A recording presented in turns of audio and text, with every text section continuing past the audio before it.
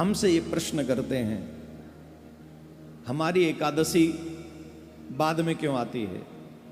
कुछ लोग पहले एकादशी रहते हैं।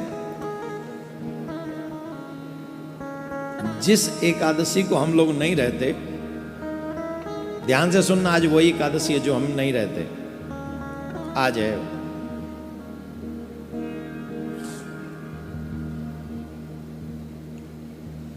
जिस एकादशी में दसवीं स्पर्श करे।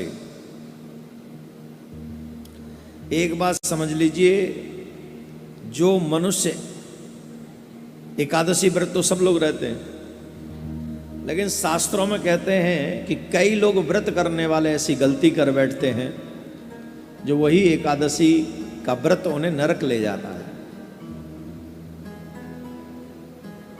वही एकादशी का व्रत उन्हें नरक में ले जाता है। इसलिए व्रत तो करना चाहिए, पर शास्त्र अनुसार करना चाहिए। सोच समझ के एकादशी का व्रत करना चाहिए।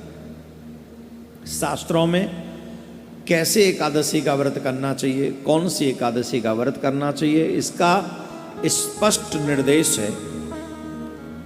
स्मारत और वैष्णव एकादशी दो होती हैं। दसवीं तिथि, ध्यान से सुनना, दसवीं तिथि एकादशी तिथि को अगर स्पर्श करते, वो एकादशी नहीं रहनी चाहिए।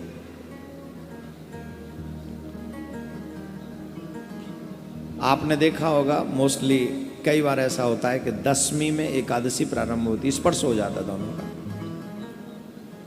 तो वो एकादशी जिसमें दसवीं तिथि का स्पर्श हो, वो एकादशी का व्रत निषिद्ध है।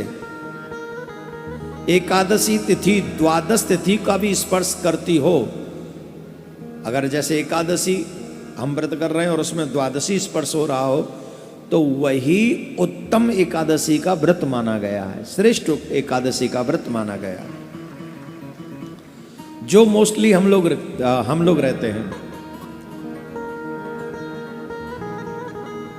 भविष्य पुराण में कहा गया है कि सूर्योदय के पहले 4 दंड काल, यानी 1 घंटा 36 मिनट यदि दसवीं नाम मात्र भी रहती है, तो भी वह एकादशी उपवास करने के योग्य नहीं है। स्कंद पुराण में है, उमा महेश्वर संवाद में ऐसा वर्णन आता है, जो दसवीं युक्त एकादशी करता है वो निश्चय ही नरक जाने की इच्छा करता है।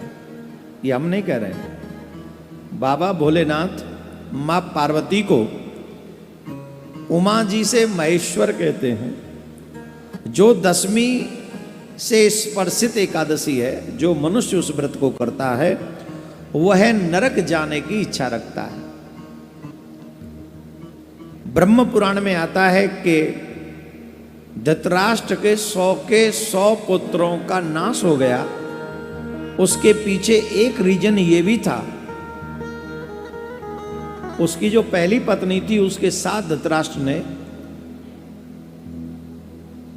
दसवीं स्पर्श वाली एकादशी का व्रत किया था, जिसके कारण उसके वंश का नाश हुआ। ऐसा हम नहीं कहते हैं, ये ब्रह्म पुराण में आता है। इसलिए हम लोगों को वैष्णव एकादशी का व्रत करना चाहिए। जो चाहे उसमें द्वादशी स्पर्श हो जाए, इवन त्रयोदशी भी कहीं स्पर्श होती हो, द्वादशी बहुत कम समय के लिए द्वादशी रही और त्रयोदशी भी, वो तो श्रेष्ठतम श्रेष्ठ एकादशी का व्रत माना गया है। इसलिए ये संदेह कभी नहीं करना चाहिए। और जो शास्त्र 3 पुराणों का वर्णन किया मैंने आपके आगे इसमें, इसलिए आप हमेशा कंफ्यूजन में रहने वाले लोगों को चाहिए कि वह हमारे फेसबुक पेज इत्यादि को लाइक कर लें। उस पर पहले डाल दिया जाता है, यूट्यूब वगैरह पे भी डाल दिया जाता है। ट्विटर पे तो शायद नहीं डलता है मुझे नहीं पता, पर फेसबुक पे डलता है, ये मुझे पता है। तो आप लोग सारे सोशल मीडिया में जितने भी सोशल मीडिया स्टेज हैं, पेज हैं, उन सबको लाइक करके इन सब धर्म के कार्य को आगे बढ़ाएं, सनातन की आवाज़ को आगे बढ़ाएं।